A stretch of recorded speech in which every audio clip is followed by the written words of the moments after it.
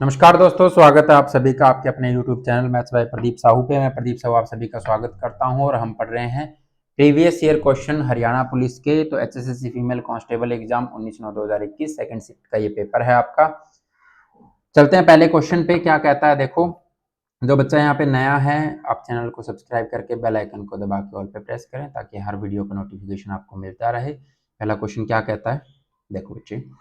दो जहाज एक लाइट हाउस के दोनों तरफ समुद्र में तैर रहे हैं। जहाज से लाइट हाउस के शीर्ष का उन्नयन कोण 30 डिग्री और 45 डिग्री है। यदि लाइट हाउस 100 मीटर ऊंचा हो तो जहाजों के बीच की दूरी आपको बतानी है। दो जहाज हैं, ये लाइट हाउस है बीच में, ठीक है। एक इस तरफ जहाज है, मान लेते हैं यहाँ पर है, और दूसरा हम इधर मान लेते हैं यहाँ पर, ठीक है।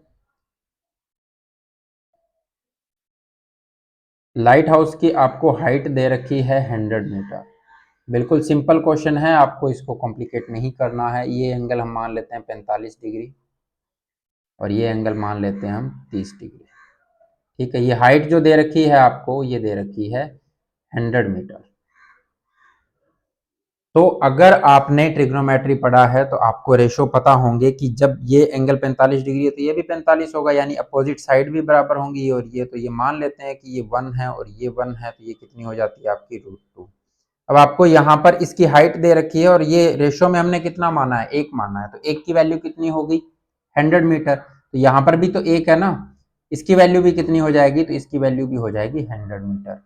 यानी ये जो दूरी है ये आ जाएगी आपकी कितनी, 100 मीटर आ जाएगी, ठीक है। अब ये वाली दूरी अगर हमें पता चल जाए तो हमारे पास आंसर आ जाएगा।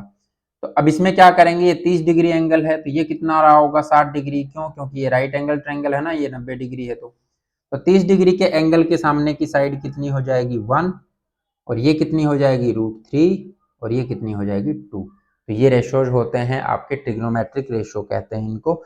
तो आपने पढ़े होंगे, और नहीं पढ़े होंगे तो 30 में ये लेते हैं, 45 डिग्री में ये लेते हैं, ठीक है। 60 के सामने की साइड होती है √3, 30 के सामने की होती है 1 और 90 के सामने की होती है 2। तो यहाँ पर आपको इसकी हाइट पता है और रेशो में कितना है 1, हाइट कितनी है 100 मीटर, यानी 1 की वैल्यू कितनी हो जाएगी 100 मीटर। तो आपको किसकी वैल्यू चाहिए, √3 की वैल्यू चाहिए। तो √3 की वैल्यू कितनी हो जाएगी 100 √3 मीटर।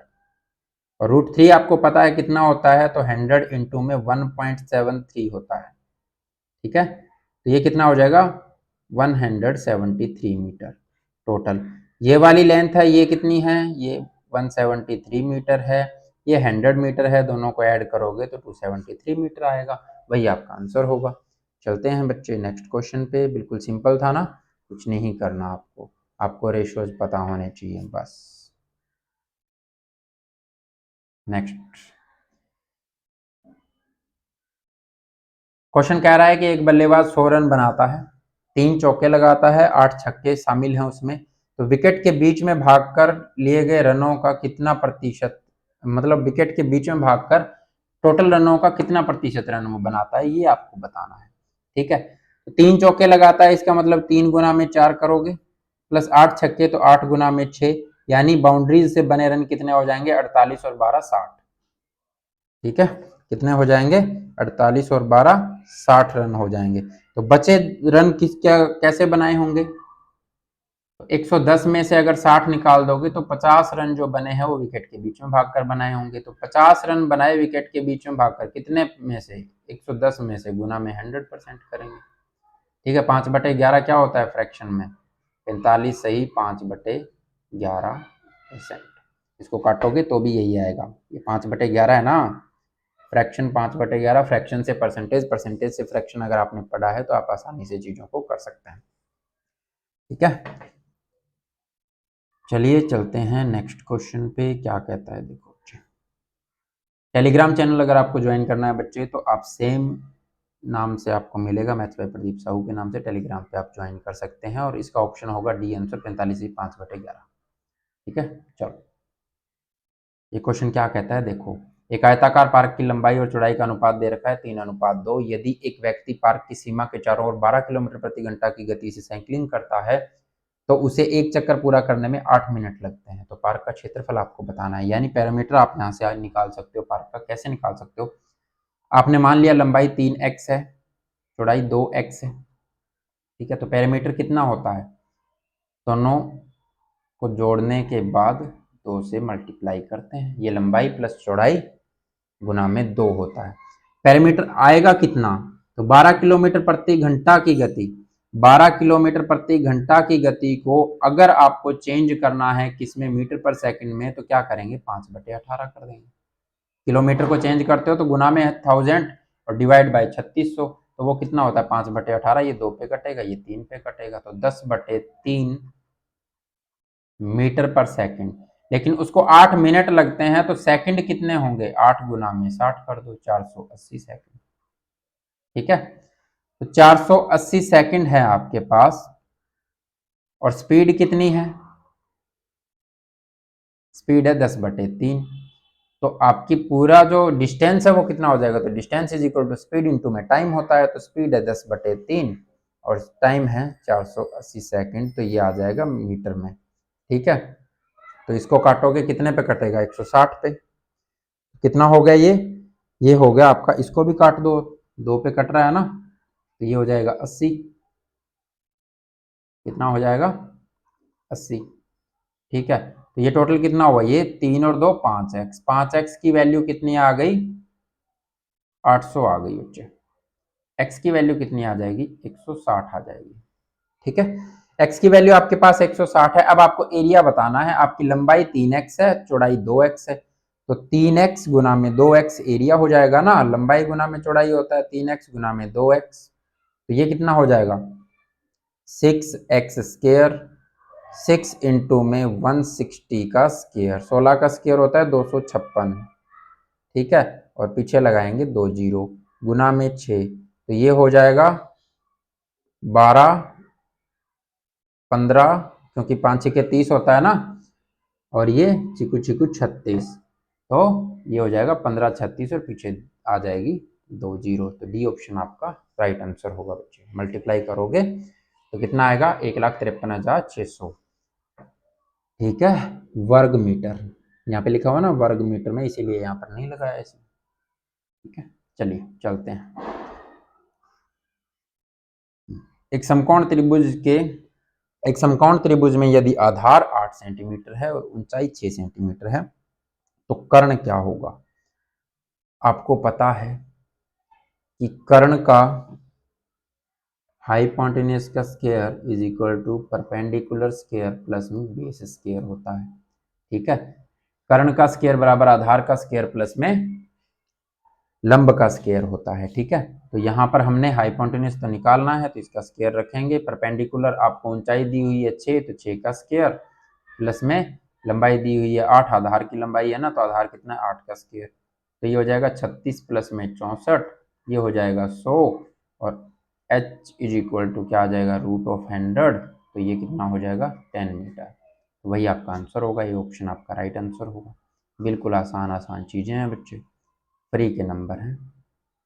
चलिए ये क्वेश्चन क्या कहता है, देखो, 2 अंकों वाली एक संख्या और उसके अंकों के स्थान को बदलने से प्राप्त संख्या का अंतर 36 है, तो उस संख्या के दोनों अंकों के बीच का अंतर क्या होगा। अगर आप कोई संख्या मानते हैं बच्चे, बड़ा अच्छा क्वेश्चन है, देखो ध्यान से। अगर आपने संख्या मानी xy, तो इसको मैं ऐसे भी लिख सकता हूं ना, 10x + y, क्योंकि दहाई का अंक x है यहाँ पे और इकाई का अंक y है। इसको परस्पर पलटने पर, यानी दोनों अंकों को पलटने पर संख्या क्या बनेगी, yx। इसको मैं ये लिख सकता हूं कि 10y प्लस में x। अब इसने क्या कहा कि जब आप इनको पलट देते हैं तो इनका अंतर 36 है, ठीक है, उसके अंकों के स्थान को बदलने पर, तो आप अंतर निकाल लो, 10x + y माइनस करोगे इसको, तो ये -10y - x हो जाएगा ना, बराबर किसके रखना है, 36 के, तो यही तो अंतर है, ठीक है। अब आपको जो घटाना है वो घटा लीजिए, 10x में से -x करेंगे तो यहाँ बचेगा 9x, माइनस में यहाँ -10y है और ये कितना हो जाएगा, +1y है, तो -9y होगा ना, इसीलिए माइनस लिखा, -9y बराबर 36। तो x - y बराबर कितना हो जाएगा, क्योंकि 9 को हम बाहर निकाल लेंगे, 36, 9 से काटोगे कितना पे कटेगा, 4 पे कटेगा। तो यही तो पूछा था कि दोनों अंकों के बीच का अंतर कितना है, तो वो 4 हो जाएगा। तो वही आपका आंसर है x माइनस वाई। क्यों? क्योंकि यहाँ की यही मानने थे ना x और y। x माइनस वाई हमारे पास कितना आ गया 4, वही आपका आंसर हो जाएगा। ठीक है, चलते हैं नेक्स्ट क्वेश्चन पे, क्या कहता है देखो।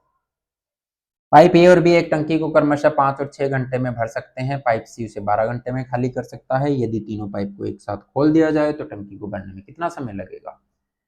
पाइप ए भरता है, ठीक है, पाइप बी भी भर रहा है और पाइप सी क्या कर रहा है? खाली कर रहा है। तो ये 5 घंटे में भरता है, ये 6 घंटे में, और ये 12 घंटे में क्या कर देता है? खाली कर देता है। ठीक है, ये ध्यान में रखना है आपको। खाली के लिए आप इसके आगे माइनस लगा लिया करो कि ये खाली कर रहा है। एलसीएम लेंगे तो एलसीएम कितना आएगा? एलसीएम आएगा 60। एलसीएम क्या होता है? टोटल वर्क हमने मान लिया होता है। अब निकालेंगे कार्य क्षमता। कार्य क्षमता यानी 1 घंटे में किया गया कार्य। तो वो कैसे निकालेंगे? तो टोटल वर्क डिवाइड बाय कितने घंटे यानी कितना समय लगा, वही आपका क्या होगा? 1 घंटे का काम होगा। ठीक है, तो 12 5 60 होता है, तो ये एफिशिएंसी 12 आ गई। तो ये 6 10 पे कटेगा ना, तो इसकी 10 आ गई और ये 5। ये 5 क्यों आई भाई? ये 5 क्या आई? 5 वो खाली करता है पर हावर। ठीक है, 5 यूनिट खाली कर देता है और ये दोनों क्या कर रहे हैं? भर रहे हैं। ठीक है, अब इन तीनों को एक साथ खोला जाए तो काम कितना होगा? तो ये दोनों तो भरेंगे और ये खाली कर रहा है, तो टोटल 22, 1 घंटे में 22 यूनिट भरा जा रहा है, 5 यूनिट खाली हो रहा है, तो टोटल भरा कितना जाएगा? 17 यूनिट। ठीक है, तीनों मिल करके 1 घंटे में 17 यूनिट भरते हैं, क्योंकि वो 22 भरते हैं ना, उसमें से ये 5 खाली कर देता है उतने में। अब काम कितना करना है? 60 यूनिट काम करना है। 1 घंटे में कितना हो रहा है? तो 17 यूनिट हो रहा है। तो कितने घंटे लगेंगे? तो आपको 17 तिये 51, 9/17। तो 3 सही 9/17 घंटे लगेंगे। सी ऑप्शन आपका राइट आंसर होगा बच्चे। टोटल वर्क अपॉन में वर्क पर हावर यानी एफिशिएंसी यानी कार्य क्षमता करेंगे तो आपके पास टाइम आ जाएगा। ठीक है, चलते हैं नेक्स्ट क्वेश्चन पे, क्या कहता है देखो।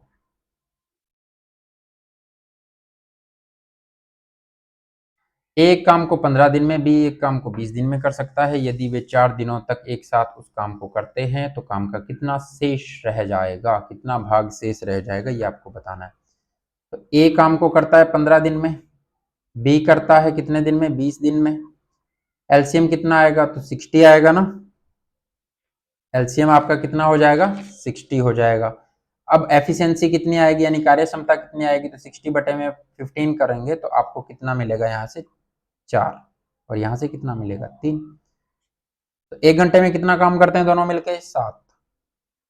एक दिन में कितना काम करते हैं? 7 करते हैं। यहाँ पर दिन दिए हुए ना, 7 काम करते हैं। तो इसने कहा कि 4 दिन तक एक साथ काम किया उन्होंने, तो 4 दिन में कितना कर लेंगे? तो 7 चौके 28। काम बचा कितना? टोटल था 60, कर दिया 28, बच गया 32। कितने में से? 60 में से। तो ये आपका भाग निकल जाएगा। काट दो इसको भाई। किस पे काटोगे? 4 पे। 15 चौके 60, 8/15 भाग। ये ऑप्शन आपका राइट आंसर होगा। ठीक है, चलते हैं नेक्स्ट क्वेश्चन पे, क्या कहता है देखो। अच्छा क्वेश्चन है, कुछ नहीं करना, जो बचपन में करते थे 8th 9th क्लास में, वही चीजें हैं। यदि x मीटर तार का मूल्य, ये यहाँ पे क्या लिखा है? डी रुपए आना चाहिए था ना, डी रुपए है, यानी x मीटर तार का मूल्य आपको दिया हुआ है डी रुपए। ठीक है, आपको बताना है वाई मीटर तार का कितना होगा। तो 1 मीटर तार का मूल्य आप निकाल लो, कितना आएगा? डी बटे में x रुपए। तो वाई मीटर तार का मूल्य कितना हो जाएगा? तो डी बटे में x गुना में y। तो वाई डी अपॉन में x, फर्स्ट ऑप्शन आपका राइट आंसर होगा। ठीक है, कुछ नहीं करना।